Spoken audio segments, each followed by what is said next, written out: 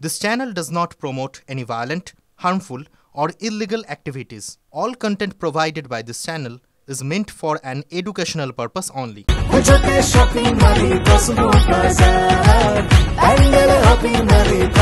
Cosmo বাজার পুজোর shopping two pandal hopping, সঙ্গে রয়েছে দারুণ আকর্ষণীয় উপহার। জল যন্ত্রণা একদিকে রয়েছে, সঙ্গে এবার বিদ্যুৎ যন্ত্রণা। কেন বলছি? তার কারণ প্রায় 40 ঘন্টা 40 আওয়ার্স বিদ্যুৎহীন হয়ে রয়েছে বালিগঞ্জের কর্নফিল্ড রোড। জেরবার স্থানীয় বাসিন্দারা এতক্ষণ ধরে প্রথমত তাদের জল নামেনি এলাকায়, দীর্ঘক্ষণ সেখানে জল, আজকেও সেখানে জল নামেনি। পাশাপাশি অন্ধকার এলাকা, গতকাল রাত থেকে সকাল থেকে আজকে এখনো পর্যন্ত কোনো রকম বিদ্যুৎ আসেনি। 40 ঘন্টা ধরে বিদ্যুৎহীন হয়ে রয়েছেন বালিগঞ্জের কর্নফিল্ড এলাকার বাসিন্দারা।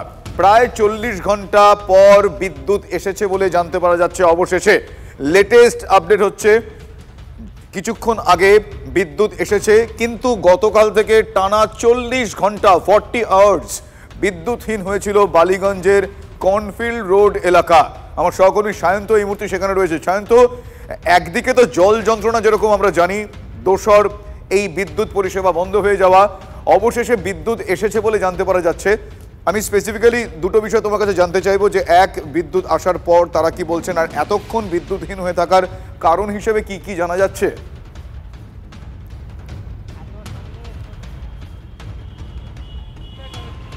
দেখো, প্রায় 40 ঘন্টা বালিগঞ্জের এই কর্নফিল্ড রোডে বিদ্যুৎ এসেছে এবং তাতে কিন্তু স্বস্তির নিঃশ্বাস ফেলছে সাধারণ মানুষ। তবে যেভাবে 40 ঘন্টা তারা অতিবাহিত হয়েছে তাদের মধ্যে থেকে, এবং তারা যেভাবে দুর্বিষহ জীবনযাত্রা কাটাচ্ছে, সেই ছবি একবার তোমাকে সমরকে দেখানোর জন্য, যে বাড়ির ভেতরে কি অবস্থা হয়ে রয়েছে তুমি দেখতে সমরকে বলবে একবার ছবি দেখা। এই হচ্ছে বাড়ি, এবং সেই বাড়ির ছবি আমি তোমাকে একবার নেমে দেখাচ্ছি। এই হচ্ছে বাড়ির ভেতরের অবস্থা। আমি দেখতে পাচ্ছ যে কি অবস্থা হয়ে রয়েছে, গোটা একতলা সম্পূর্ণ জলবন্দী।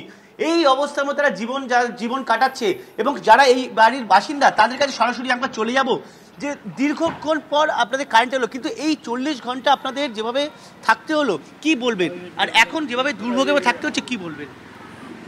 আমরা বলবো এই পরিষেবার কি অনেক অভাব ছিল।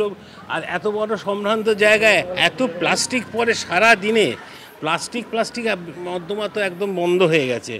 তারপর জলটা কেন যে বেরোচ্ছে না সেটা আমি বুঝতে পারছি না। আমরা তো আমাদের ওয়ার্ড কমিশনারকে ফোন করেছিলাম, উনি ফোনটা ধরেও ছিলেন, বলেও ছিলেন দেখবো করেছে।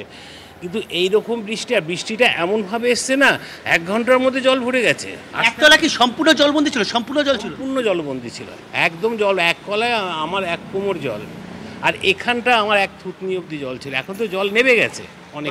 বাড়ির দোতলা থেকে কেউ নামতে পারেনি? না, দোতলা থেকে আমরা কিন্তু নামতে পারি। কালকে রাত 12:30টায় একজন আমাদের এসে জল খাবার দিয়ে গেছে, সেটাই খেয়েছি আজ অব্দি।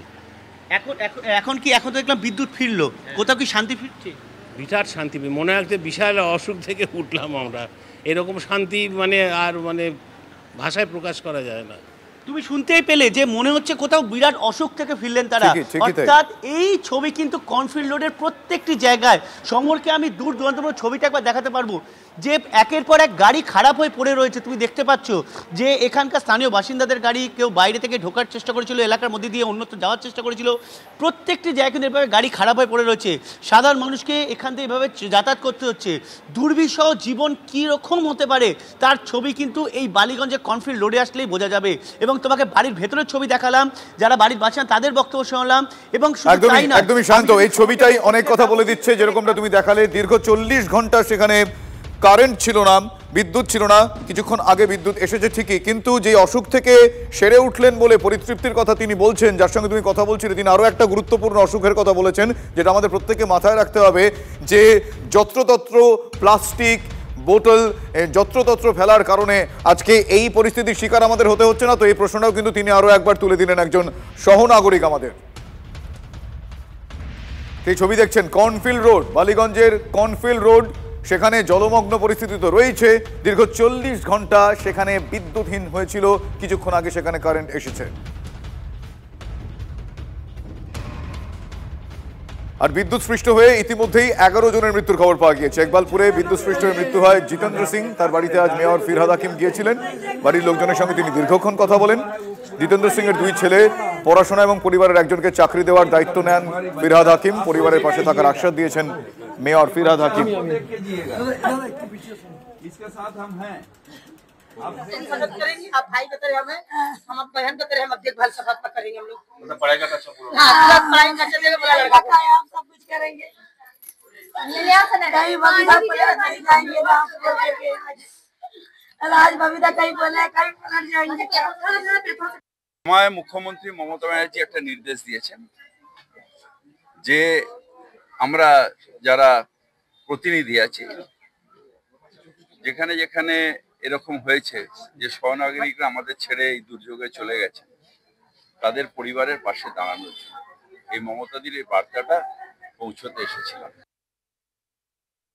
আমাদের মুখ্যমন্ত্রী ধীরে ধীরে কচু পাতা হয়ে যাচ্ছে।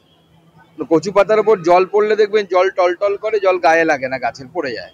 সেরকম উনি কোনো দায়িত্বই নেবেন না, শুধু মাখনটা খাবেন, ক্ষীরটা খাবেন। মুখ্যমন্ত্রী হয়ে তার পদে বসে থাকবেন, তার পরিবারের লোকেরা কোটিপতি হবে, কেউ 35খানা প্লটের মালিক হবে, হ্যাঁ, কয়েক হাজার কোটি টাকার মালিক হবে, এক একজন। এই চলছে, আর কিছু তো চলছে না।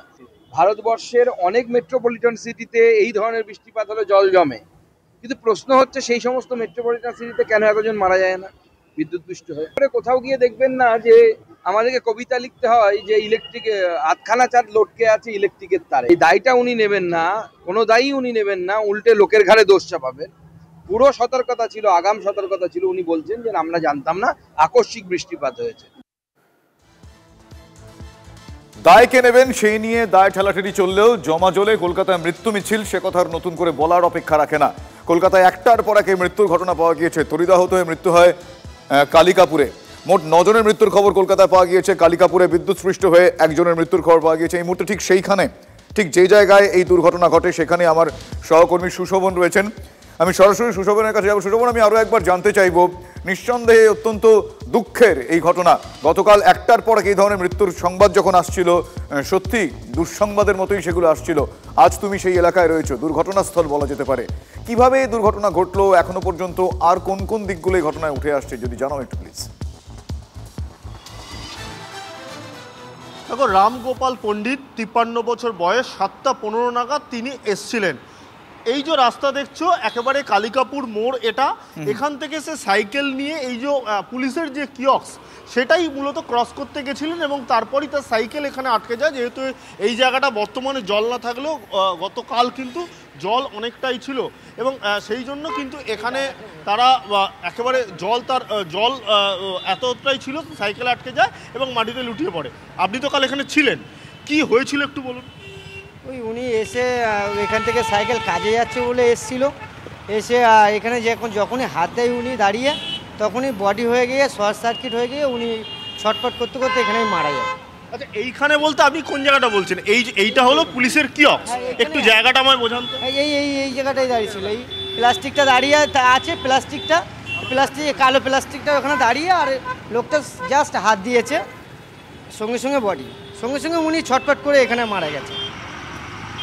এই যে জায়গাটায় এখানে কি পুলিশ দাঁড়াতো? না, পুলিশ দাঁড়ায়। গতকাল এই যে এখানে কতটা জল ছিল? মিনিমাম তো এই যে লেখাটা আছে, এই যে লেখাটা পর্যন্ত তো জল ছিল, লেখাটার উপরে পর্যন্ত জল ছিল।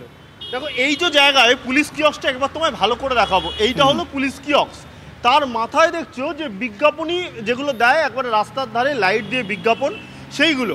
অর্থাৎ এখানে যে বিদ্যুতের যে সংযোগ আছে এটা আর বুঝতে পেরেছি।